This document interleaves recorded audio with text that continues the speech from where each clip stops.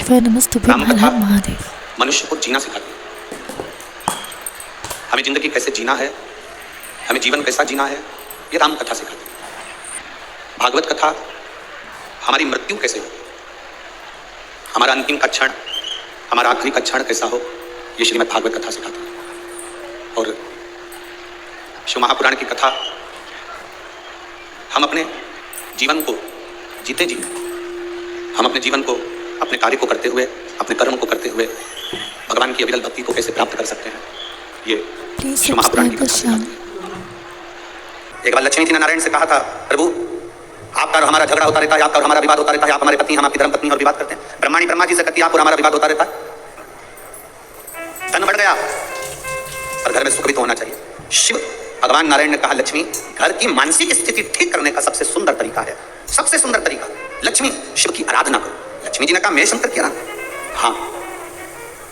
लक्ष्मी जी ने कहा, आप कह रहे हो बिल्कुल सही है, मेरी माँ। लक्ष्मी जी की माँ का नाम क्या था? भगवान नारायण की सासू का नाम क्या था? ख्याति देवी। क्या नाम था? ख्याति देवी। लक्ष्मी जी की माँ भगवान विष्णु जी की सासू ख्याति देवी।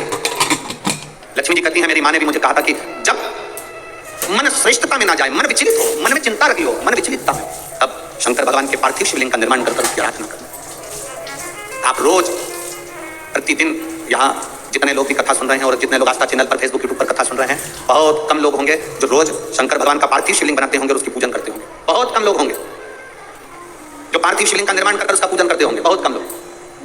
अगर हम रोज पार्थिव शिवलिंग का निर्माण नहीं कर सकते, हम रोज भगवान शंकर के शिवलिंग का निर्माण कर पूजन नहीं कर सकते, तो कम से कम एक काम हम रोज कर सकते हैं, अपने घर से जल ले जाकर शंकर जी को समर्पित कर सकते हैं, जिससे बाबा हमारे हृदय की दशा को जाने।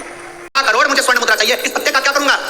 अब कुबेर ने जो पत्ता दिया और कोष्ठ से कहा कि यह बर्तन तुम महर्षि को ले जाकर दे देना, वो महर्षि समझ जाएंगे इस पत्ते में क्या है। बर्तन तुम महर्षि के पास में शमी का पत्ता ले जाकर कोष्ठ ने दिया, कोष्ठ ने जैसे दिया, बर्तन तूने उस पत्ते को अपने सिर से लगा लिया और जान गया ये मेरे महादेव का शमी का पत्र है। एक पत्ते में 14 करोड़ सोने की मुद्रा का फल होता है। 14 करोड़ सोने की मुद्रा का फल एक शमी के पत्ते में होता है। तुरंत बर्तन तू महर्षि ने शंकर की आराधना कर शिव जी से हाथ जोड़कर प्रार्थना करी, बाबा प्रकट हो। देवादिदेव महादेव प्रकट होकर कहते हैं, बर्तन तू मांगो, तुम्हें क्या चाहिए? बर्तन तू कहते हैं, बाबा शरदीय नवरात्रि पूर्ण होने पर जो विजयदशमी आए, उस दशमी के दिन जो एक शमी का पत्र भूलवश भी महादेव को समर्पित कर दे, उसकी जिंदगी में कभी संपदा की कमी ना आए। एक शमी का पत्र, एक शमी का पत्ता 14 करोड़ सोने की मुद्रा से प्रबल हो जाता है।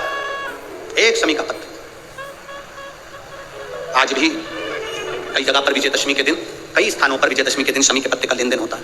शमी के यहाँ होता है कि नहीं होता हमको स्मरण नहीं है, महाराष्ट्र में तो, पर कई जगह होता है। यहाँ पर शमी का जो पत्र होता है विजयदशमी के दिन लोग देकर उसको प्रणाम करते हैं, माता पिता को नमन करते हैं। क्यों?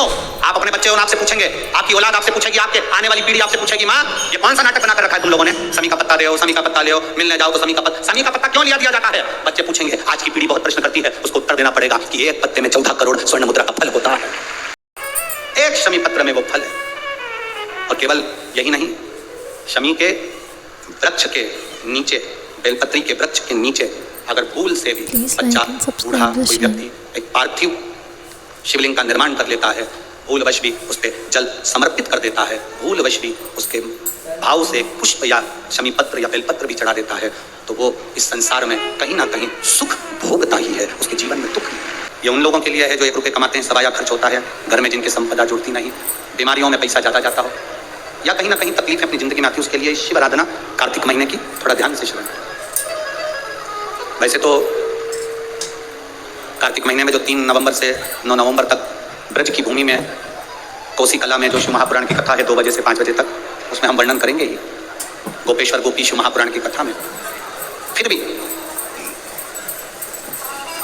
और हमारा निवेदन, जो ब्रज के नजदीक में रहते हैं,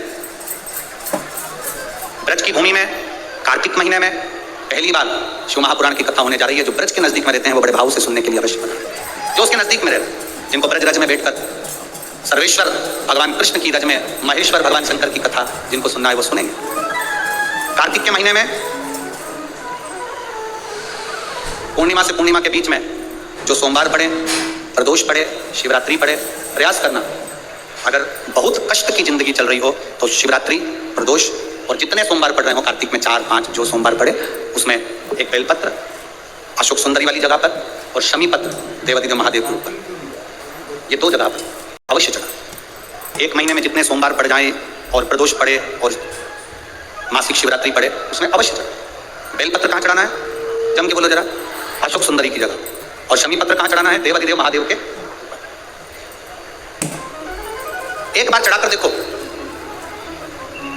आपके जीवन का जो आनंद है, जो अपने हृदय की कामनाएं हैं, अपने हृदय के भाव है। कार्तिक का जो महीना है भगवान षडानंद कार्तिकेय जी के लिए मूल है। इस षडानंद कार्तिकेय जी ने जब तारकासुर का संहार किया था, तारकासुर को जब मार दिया था, तो 33 कोटि देवताओं ने षडानंद कार्तिकेय जी को वर प्रदान किया। कार्तिकेय जी को वर प्राप्त हुआ।